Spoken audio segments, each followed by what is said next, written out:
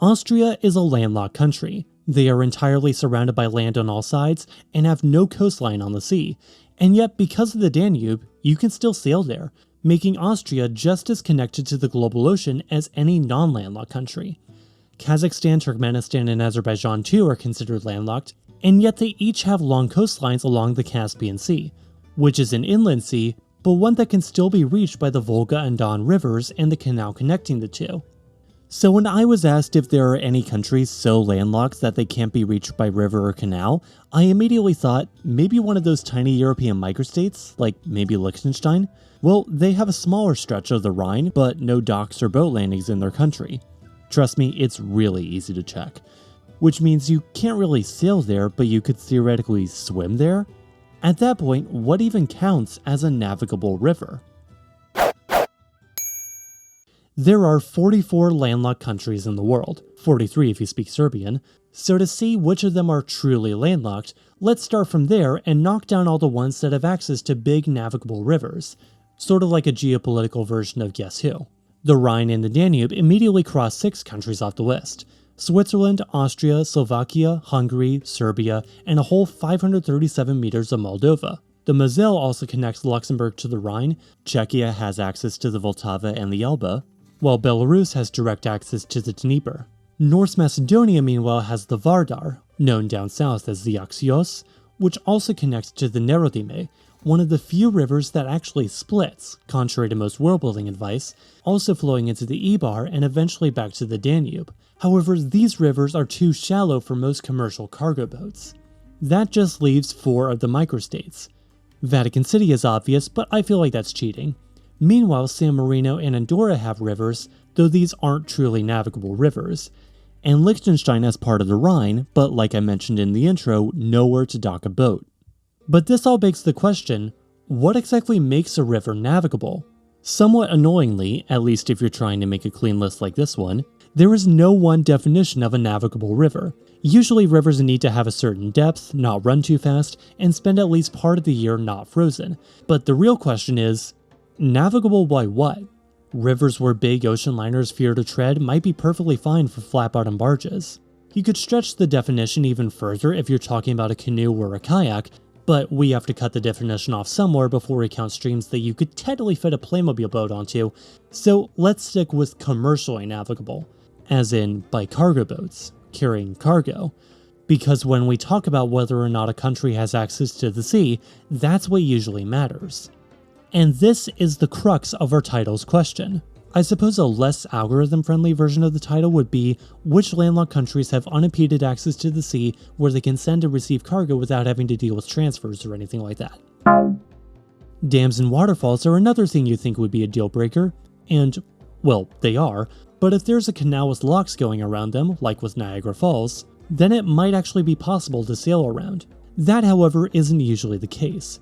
If one person is sailing up from Khartoum and another up from Cairo, neither of them are getting past the Aswan high and low dams, unless the Sudanese guy has some ideas. That actually means that rivers can be navigable for certain stretches, even if they don't stay 100% navigable all the way to the ocean.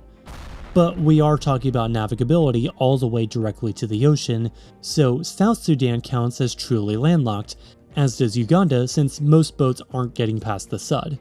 Even in ancient times, the area around Aswan was broken up by the First Cataract, which is why Egyptian rule rarely ever extended further south. There are 18 sovereign nations with no rivers, but most of these are small island nations or countries like Libya or Saudi Arabia, which still have actual coastline, so googling countries with no rivers won't really help us here. Some of the research I did for this video was literally just looking at places on Google Maps, so one back pocket metric I've used is to look at a river and see if there are any ports or docks or any sort of boat landings on that river within the country. At least that's how I concluded that the Aras River is not commercially navigable and thus Armenia is truly landlocked. And also finding this source directly confirming that it's way too shallow, too variable, and its currents famously too strong. Armenia does get tantalizingly close to the Kura though. Bolivia, meanwhile, can be knocked off the list, as shown by this weird triangle border thing I made a short about back in 2022. Also, Paraguay is pretty clear, what with the Paraguay River being a thing, so there are no truly landlocked countries in the Americas. So wait, Does that mean a country can just make itself not landlocked, and that this is all actually incredibly arbitrary? Yes. Now, how about the Asian countries on the west? In Afghanistan, the Kabul River is very seasonal, growing and shrinking in the summer and winter, but at least with a flat-bottom ship you should be good to get down to the Indus. Tajikistan, Kyrgyzstan, and doubly landlocked Uzbekistan, meanwhile, might just meet our criteria, as while they do have the Amu Darya and the Sir Darya, both rivers just end up in the Aral Sea, whose existence has been in danger for the past several decades precisely because water has been rerouted from these rivers, because the Soviet Union wanted to become a major cotton producer. Mongolia has the Selinga, which feeds into Lake Baikal, where you can also get to the Yangara and eventually the Yenisei.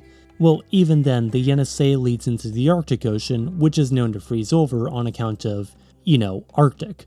So I would probably keep Mongolia on this list, even if they do technically have a navy. Laos doesn't count, its capital Vientiane was built right on the Mekong, and according to the CIA World Factbook, they have a merchant marine with one whole ship. So that just leaves Bhutan and Nepal way up in the Himalayas.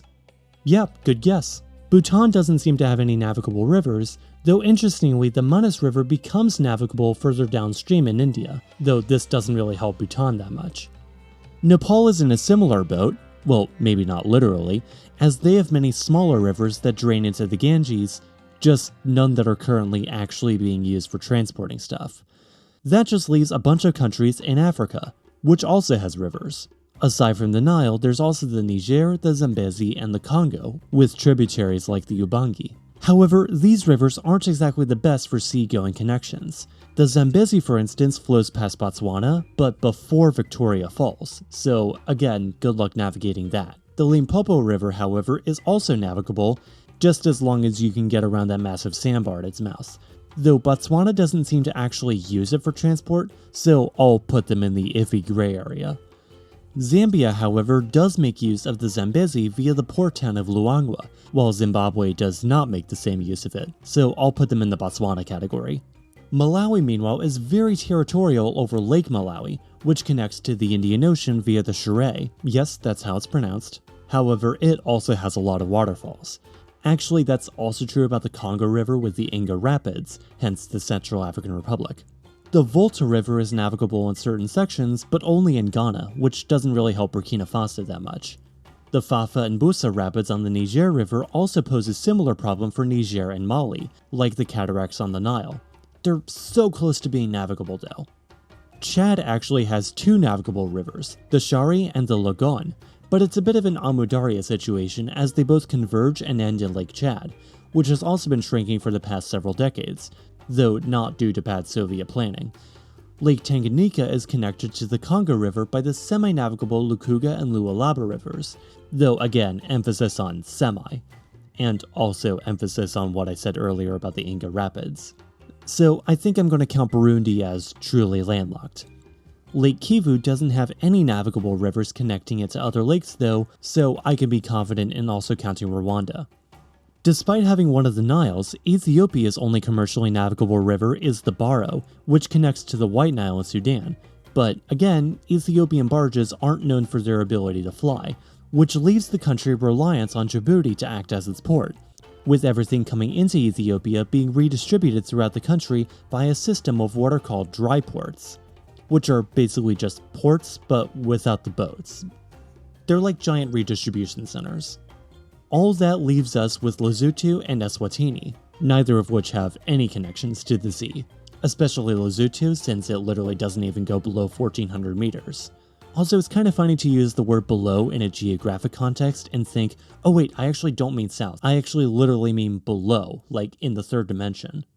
So this question was actually suggested by Nicholas Soriano on a post I put up on the YouTube community tab earlier this month.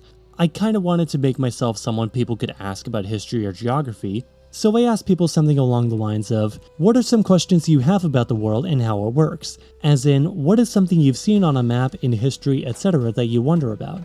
Totally not just fishing for future video topics here. I've been wanting to make this channel more community-oriented, since the past few years of YouTube stagnation have taught me that what I really value most about having an audience, yes, even more than being able to make an income off these videos, is getting to build a community of people curious about this crazy world we live in. So if you have any questions like that you'd like me to answer, or potentially even make a video about, feel free to ask in the comments. And if you see a question in the comments that you know how to answer, feel free to chime in with your answer as well.